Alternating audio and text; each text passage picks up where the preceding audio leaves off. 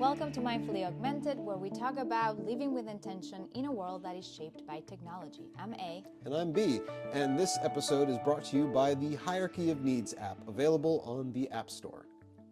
What are we talking about today, B? Well, A, today, it's funny to call you that. Today we're going to be talking about how products are really just features in the age of AI. And really what that's speaking to is how quickly AI is disrupting any company that's trying to build a product around a feature when it's so easy to adapt a feature into a pre-existing platform. What do you think is going to be the future? Because what I'm hearing from you saying is like a lot of these big companies are kind of assimilating some of the features that other companies are coming out with. But do you think these big companies are able to come up with these features if they were not built by these other companies? Well, there's a lot of focus in a lot of different areas, and it's really difficult to predict what is going to be sticky to such a large audience. And so really having all these different companies try all these different things, many companies just kind of rely on that. And this is not a new thing. I feel like most people will point to Meta or Facebook, how they would see something pop up. They would see a feature pop up in some other platform or some other product, and then they would realize, hey, we can also mimic that, and then they would bring that in. I think TikTok and Shorts is a great example of that. As well as Snapchat and having temporary things. You'll see a lot of startups that had this really strong singular feature that the bigger companies would just make their own version as fast as they could. But that doesn't necessarily mean that they're going to do a better job. Like, I think TikTok is still very relevant, right? Yes. Even though some other companies adopted their feature of like short form of video content. What do you think that is going to mean in the AI space? Because that's a completely different. Yeah. So you're right. Not all the platforms are able to recreate the magic of the community in the way that these startups have been able to hit. And so I think some of that is the right ingredients, some of that is the right people really driving in the right direction and understanding what are the sticky components to their community. But now it's getting to the point that since everyone is utilizing AI as kind of the foundation technology that they're building on top of, the secret ingredient really kind of comes down to a prompt, the right prompt, and the right combination of inputs to get the desired output. And that's going to get harder and harder to keep locked down, considering that you could just kind of reverse engineer it. As long as the AI can see what the output is, it can start to actually generate the product that you want, essentially.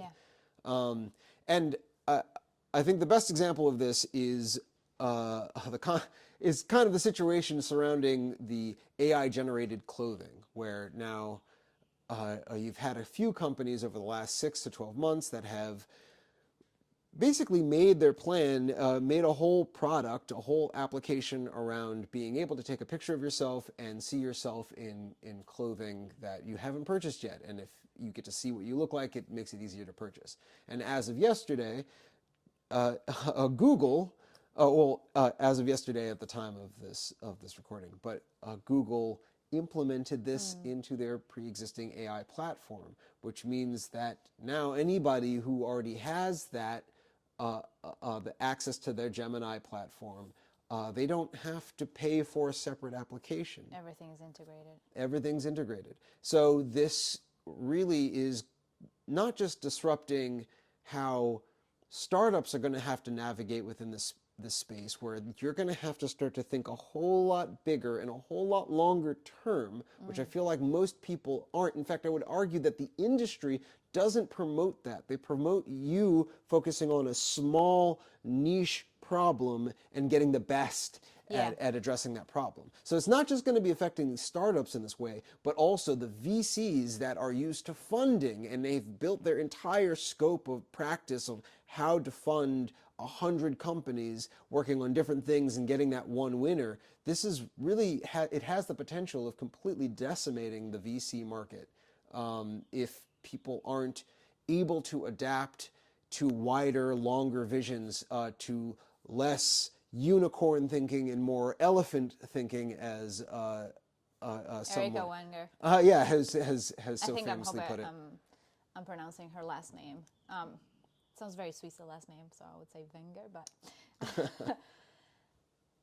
what do you think?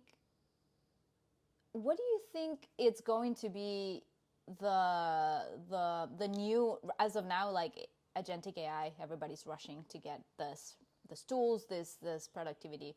What do you think in terms of what you're seeing in the landscape is going to be? I don't want to use the word surviving companies, but the ones that are actually going to be able to last longer. Yeah, well, Knowing that these big tech companies are out and are hungry and they're assimilating as many products or features as possible. yeah, that's a great question. You know, as we talk back and forth on this All a lot. the time. I still hold true to my thesis, being that it's all going to come down to the relationship. If features are going to be homogenous across the industry, you're not going to find one AI that is more capable than the other for too long. Like, we're talking weeks to some extent at most in the in the not too distant future, within a year or two. It's just going to be week long differences, and then that even has the potential of shortening even after that. So if you start to really think about, features aren't going to be enough to just keep somebody attached, keep somebody loyal to a brand, then the only thing that's going to really keep people attached, in my opinion, is, and from what the research suggests, is a relationship.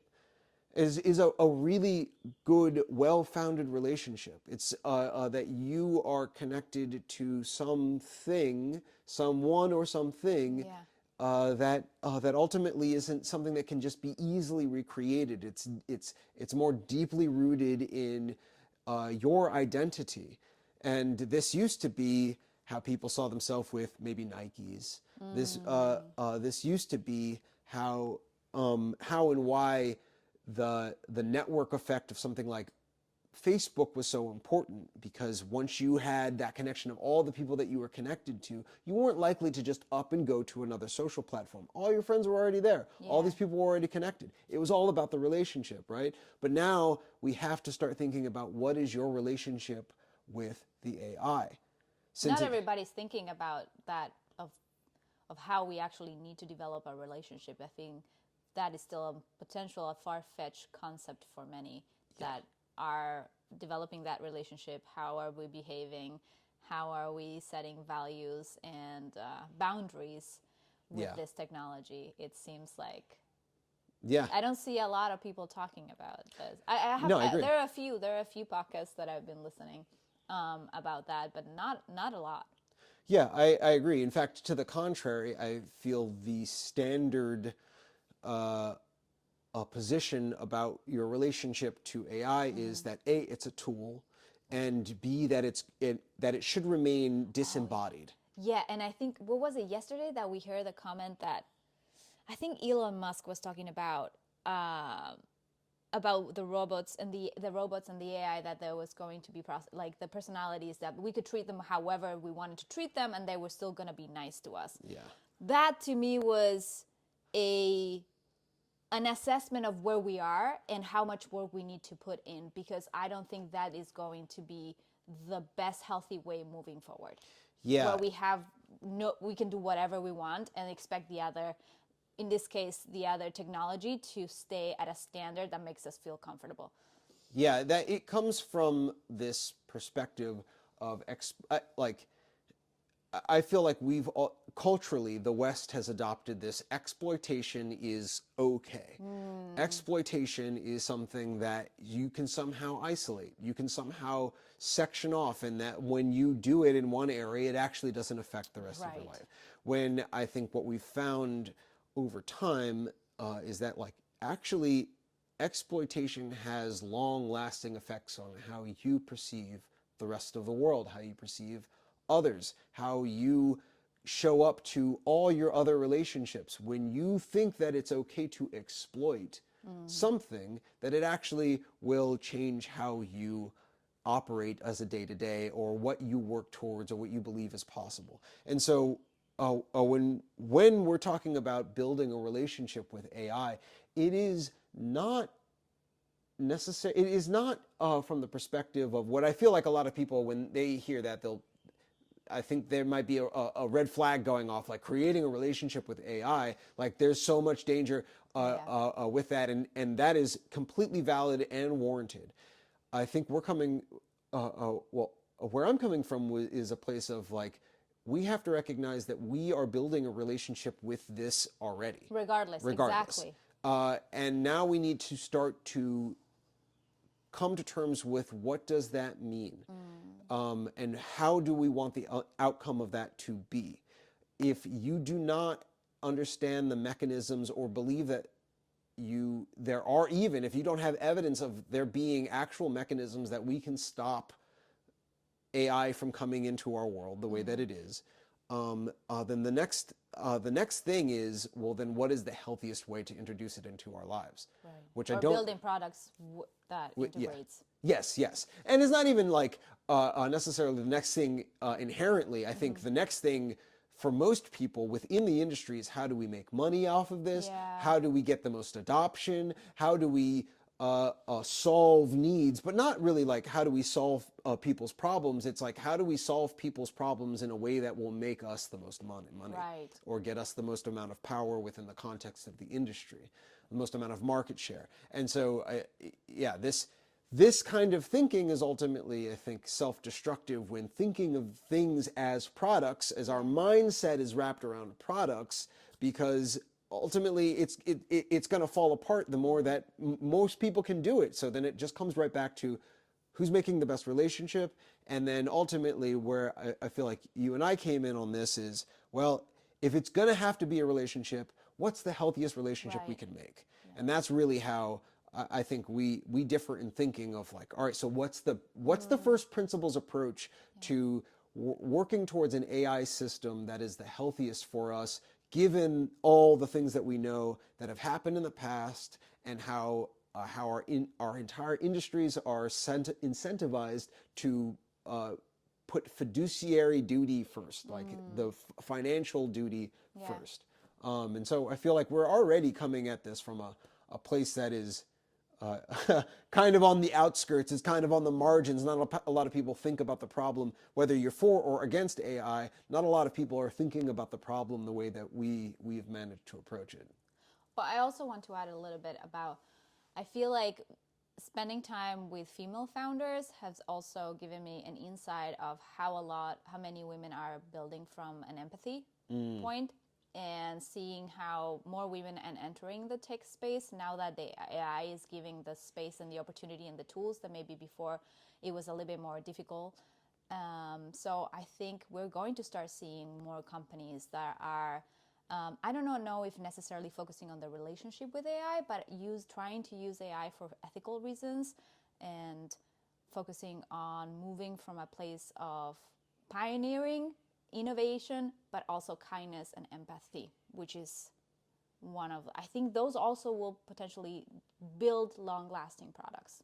I really agree with that. I think that the future is feminine, and especially when it comes to the context of AI, because it's more about nurturing at this point. Exactly, it's nurturing. It's not removing masculinity, but it's leaning into that nurturing element that a lot of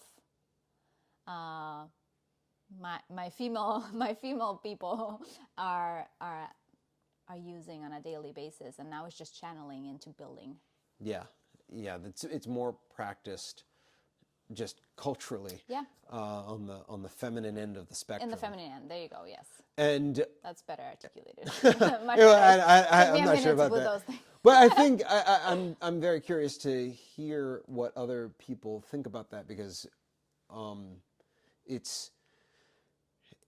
it's been traditionally known that just tech is the man's space, and men have male dominated, so male dominated, and the VC space, everything. and I think what has the potential of changing that is how much money people are going to lose as that modus operandi no longer works in their favor. In fact, it really starts to work against them, because I would argue there's already evidence of that when you see how the models are being trained off of internet data that has just such wide volatility, and it's a showcase of the least healthy relationships that humanity has ever formed. It's in one place, along with some of the best stuff. But the internet kind of puts all the worst of us on a pedestal to some extent, and the companies have been doing so much work to find a way to actually clean up all that data, and they're looking for the cleanest sources of data for the healthiest information. So already we're dealing with the ramifications of just letting the internet run wild with just a male-dominated society at the helm, and being responsible for what crops to the top. And I think what we're going to start to see is that we need healthier cycles to generate healthier data that helps train healthier AI that is more aligned with where we want to go, and not just where we're just randomly heading currently. And I think focusing and zeroing in those aspects is what will differentiate, are you building a product or are you building a future? Yeah, absolutely. And I think you're absolutely right. A real product in the age of AI will need to have an entire life cycle and ecosystem baked into the platform. They're not just going to be able to rely on something as simple as a feature that could easily be copied. And I would even argue this is similar to when it comes to a community, because now there are already technologies that allow you to have an entire community that can access different applications. So you don't Explain have that. So I think it's called the Fediverse. The Fediverse? The Fediverse is one instance of a technology that essentially, the same way that you log into Google and you can log into Google across multiple different applications and have access to multiple different things by logging in with one entry point with your Google. I believe I'm happy to double check this, and we'll fix it in a future podcast if I'm wrong on this. Oh man, I came out with a very complex question. But the Fediverse is a way of basically you create a community, whoever you're connected to in that community. But is it a real community or is it a community? It's a digital community. But it's digital humans are in that space. Yes, okay. Exactly. So the Fediverse is it's a digital platform that allows you to, if you were on, let's say, Twitter via Fediverse. I don't think it's linked to Twitter, I think, or X as it is now. But using this as an example, if you were in Twitter and you were connected to people through the Fediverse, if Fediverse was integrated in that, and you decided to leave Twitter /X and go over to Mastodon or Blue Sky, the idea is that all those connections that you made, you don't lose them wherever you go. So now that strength that platforms used to have, you won't necessarily have going into the future. So now it's no longer going to be about our human community. It's going to be about the relationships you make with AI. And once you've made strong ones that you trust because it understands your context, how is that going to give you access? Where is that going to give you access? And the real gold rush is going to be, what is the best relationship? And how do you quantify best? And how do you provide the best relationship for your humans that are connecting to your AI? And so, that's where I believe the future is, and a lot of areas to explore. And the best relationship is going to have to be holistic. As much of a buzzword as that Yeah, is, it is. it's going to need to be holistic across many different facets and many different areas across the spectrum. Definitely some thought-provoking thoughts. Yeah, definitely some things to think about. It's Yeah. definitely a different way of thinking about the Thought-provoking AI. insights that we just discussed. I'm looking forward to seeing playing out in the next months to come, and then like reference this podcast like, oh, we talked about this and we talked about this and this is why we were working towards this. And coming into the end of the episode, we want to thank